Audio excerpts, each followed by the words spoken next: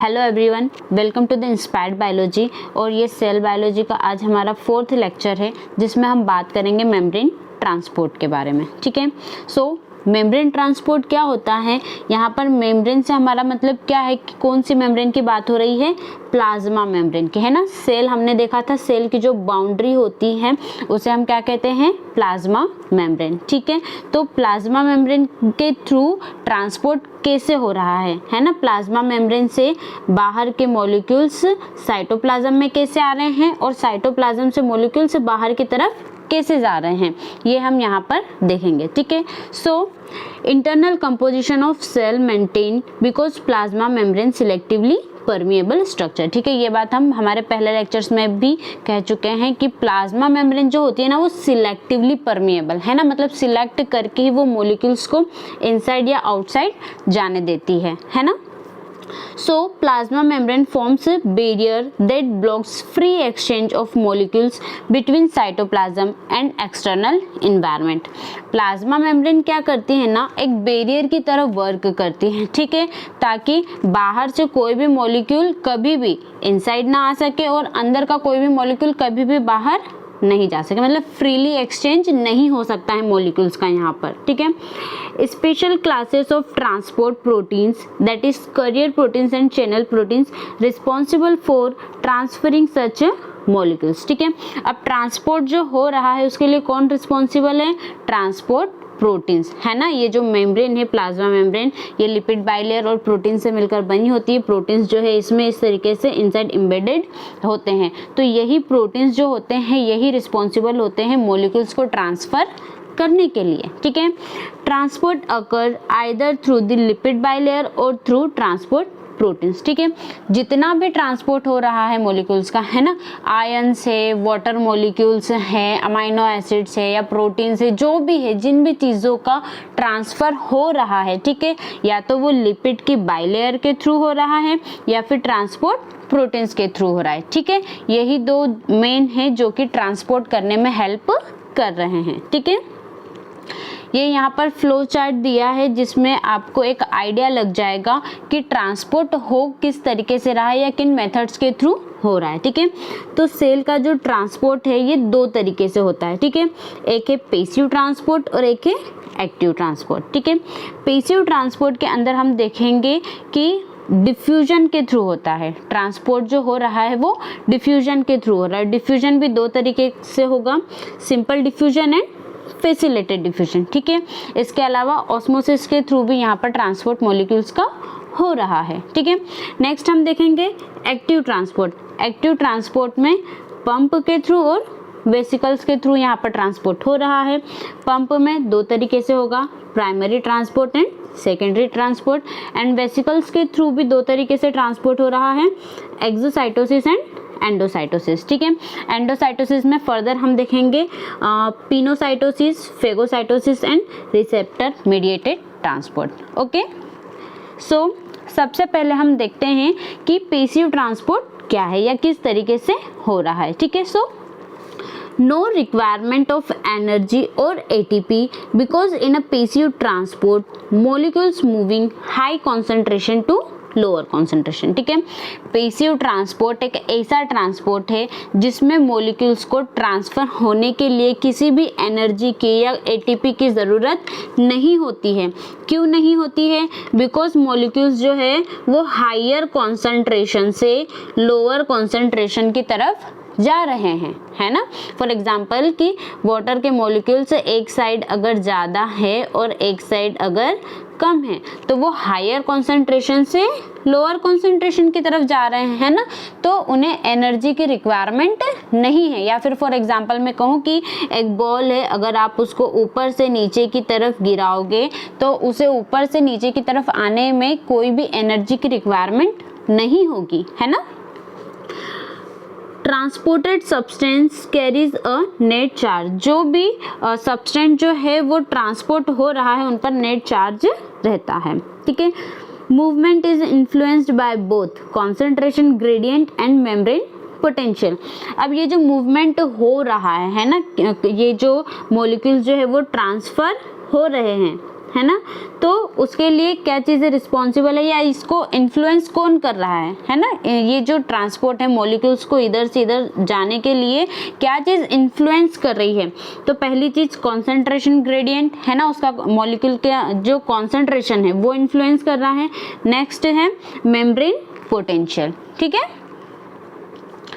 अब इसमें हम देखेंगे पेसिव डिफ्यूजन पेसिव के अंदर हम देखेंगे सबसे पहले सिंपल डिफ्यूजन, ठीक है। सिंपल डिफ्यूजन क्या होता है, molecule transfer from a higher concentration to lower concentration, ठीक है। सबसे पहली बात, मॉलिक्यूल्स जो है वो हायर कॉन्सेंट्रेशन से लोअर कॉन्सेंट्रेशन की तरफ मूव कर रहे हैं।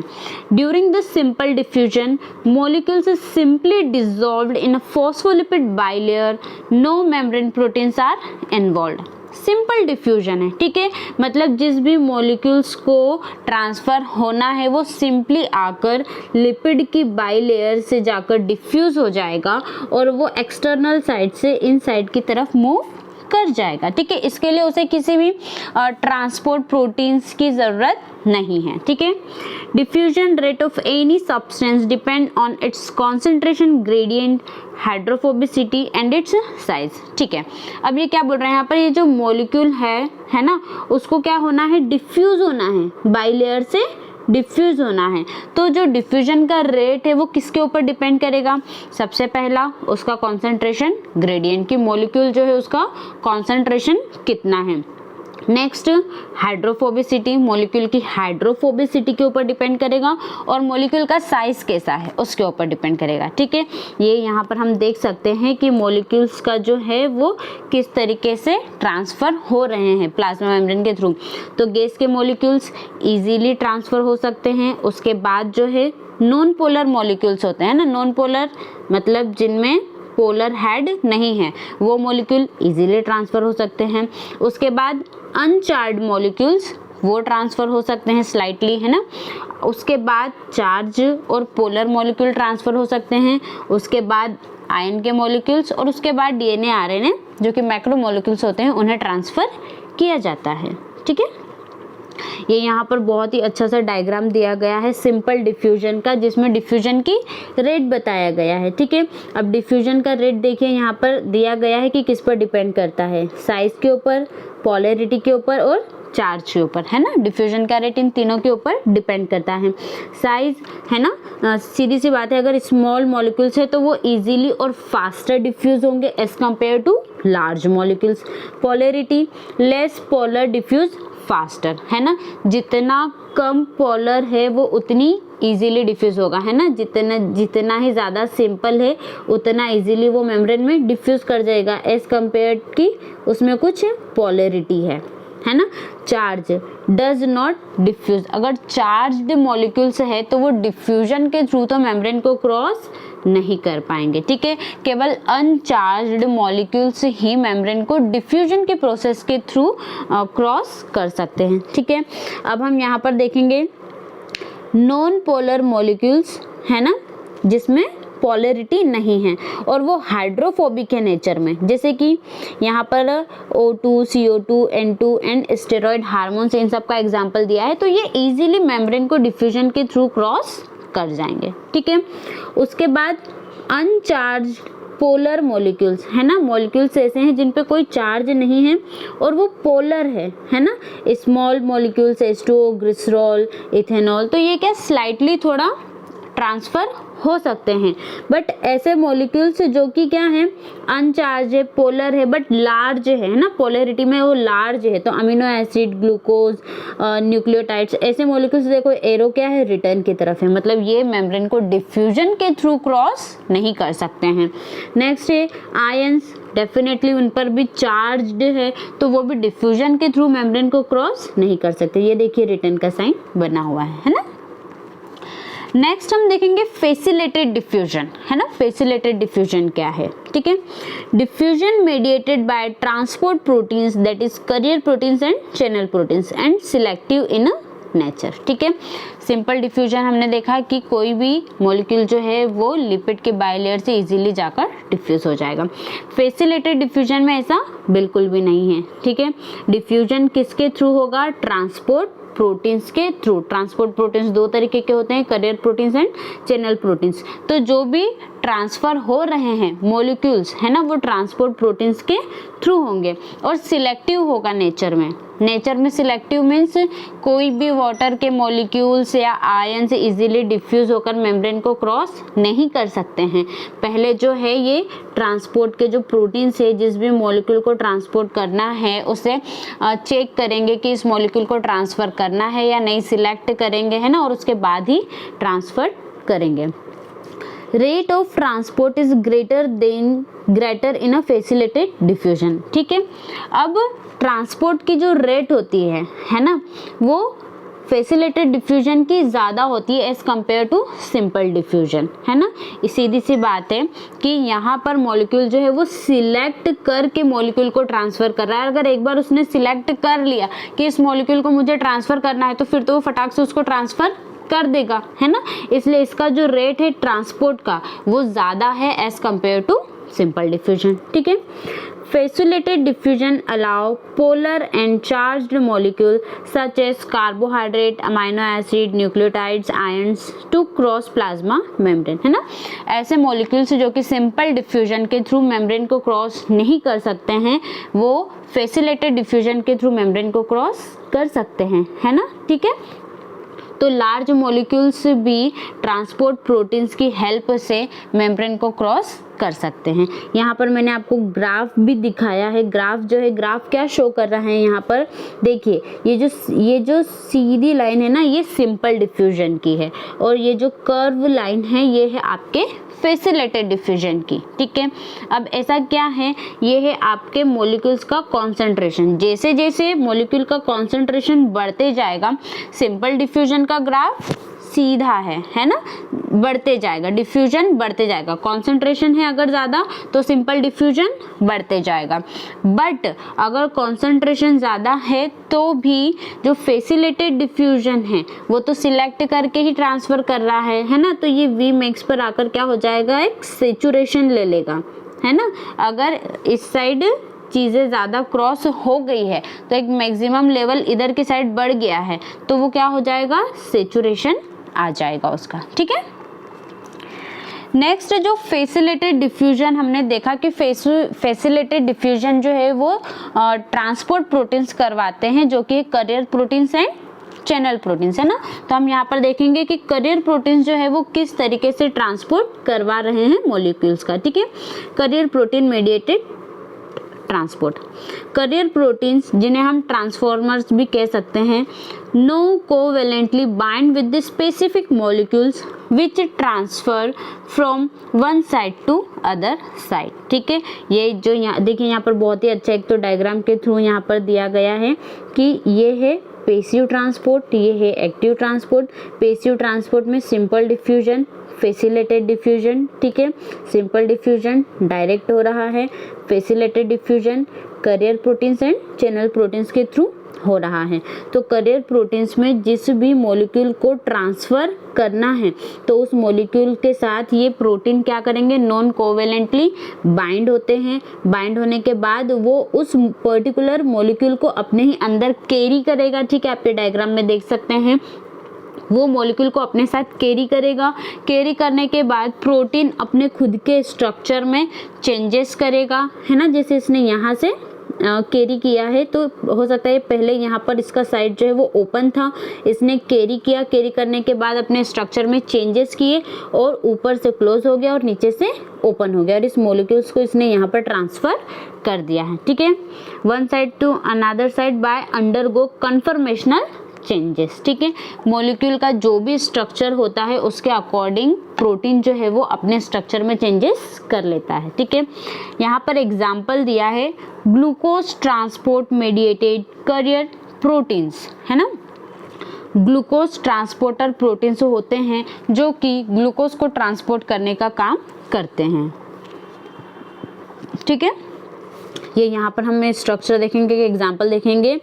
GLUT2 करके यहाँ पर ये प्रोटीन लगा हुआ है जो कि ग्लूकोज को बाहर से अंदर की तरफ ट्रांसफ़र करने का काम कर रहा है, ठीक है। Various informers of glucose transporter family composed of almost 500 amino acids and possesses 12 transmembrane segments, ठीक है। ग्लूकोज ट्रांसपोर्टर की एक बड़ी फैमिली है ना, जो लगभग 500 अमाइनो एसिड से मिलकर बनी होती है और 12 मेम्ब्रेन सेगमेंट्स होते हैं। मेम्ब्रेन सेगमेंट्स मतलब क्या कि ये जो मेम्ब्रेन है इसको कितनी बार क्रॉस किया है प्रोटीन ने, है ना। तो लगभग 12 ट्रांस मेम्ब्रेन सेगमेंट्स इनके पाए गए हैं, ठीक है। यहाँ पर हम एग्जाम्पल देखेंगे, जैसे GLUT1 ये प्रोटीन जो है वो एरिथ्रोसाइट्स में प्रेजेंट होता है जो कि ग्लूकोज को ट्रांसफर करने का काम करता है। GLUT2 जो है वो लिवर की सेल्स में प्रेजेंट होता है। GLUT3 है ब्रेन की सेल्स में प्रेजेंट है। GLUT4 है मसल सेल्स में प्रेजेंट है। GLUT5 है स्मॉल इंटेस्टाइन में प्रेजेंट है। Informers are constantly expressed on the cell surface. अब ये जो इन्फॉर्मर्स हैं, है ना, ये सेल की सरफेस पर कॉन्स्टेंटली एक्सप्रेस्ड होते रहते हैं, ठीक है, ताकि जब भी ग्लूकोज का नीड हो उन्हें ग्लूकोज को क्या करना है, सेल के अंदर फीड करना है ना, तो वो ग्लूकोज को जो है सेल के अंदर ले जा सके, ठीक है। नेक्स्ट हम देखते हैं चैनल प्रोटीन्स के थ्रू, है ना, चैनल प्रोटीन्स के थ्रू ये फैसिलिटेटेड डिफ्यूजन कैसे हो रहा है। So proteins that concerned with the special inorganic ion transport called ion channels, यहाँ पर स्पेलिंग मिस्टेक है, highly selective not permanently open, ठीक है। आयन चैनल्स हम इनको बोल सकते हैं। अब चैनल्स जो होते हैं उसके थ्रू आयंस का ट्रांसपोर्ट होता है ना, और ये जो है हाईली सिलेक्टिव होते हैं। हाईली सिलेक्टिव मतलब इन्हें कोई सिग्नल मिलेगा तभी ये चैनल्स ओपन होते हैं, ठीक है। ये जिस भी मॉलिक्यूल को ट्रांसपोर्ट करना है उसे वो अपने साथ कैरी नहीं करते हैं, ये प्रोटीन यहाँ पर प्रेजेंट होता है, ठीक है, और इन्हें जब भी कोई सिग्नल मिलता है कि इस मॉलिक्यूल को ट्रांसफ़र करना है तो वो अपने ही प्रोटीन के अंदर एक चैनल का फॉर्मेशन करते हैं, एक पाथ बनाते हैं, एक रास्ता बनाते हैं जिसके थ्रू मॉलिक्यूल जो है वो एक साइड से अनदर साइड ट्रांसफ़र हो जाते हैं, ठीक है। Some ion channels open in response to change in electrical potential, या फिर हम इन्हें वोल्टेज गेटेड भी कहते हैं, ठीक है। यहाँ पर वो क्या कह रहा है कि कुछ आयन चैनल्स जो होते हैं उन्हें इलेक्ट्रिकल पोटेंशियल मतलब कुछ वोल्टेज गेटेड, है ना, कुछ सिग्नल मिलता है उसके रिस्पॉन्स में ओपन होते हैं, ठीक है। Some channels are open in response to mechanical और bonding with ligand, ठीक है।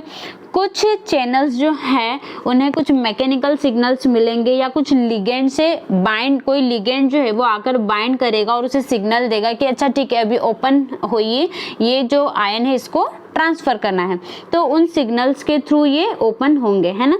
सीधी सी बात है कि चैनल जो है वो हाईली सिलेक्टिव है ना, उन्हें कोई सिग्नल मिलेगा तभी गेट ओपन होगा, अदरवाइज गेट ओपन नहीं होगा, ठीक है। एग्जाम्पल हम देखेंगे, many animal and plant cells contain water channels in a plasma membrane to facilitate water flow called aquaporins, है ना। कई सारी एनिमल सेल्स में और प्लांट सेल्स में वाटर चैनल्स प्रेजेंट होते हैं जिन्हें कि हम एक्वापोरिन्स कहते हैं, जो कि वाटर का फ्लो बनाए रखते हैं।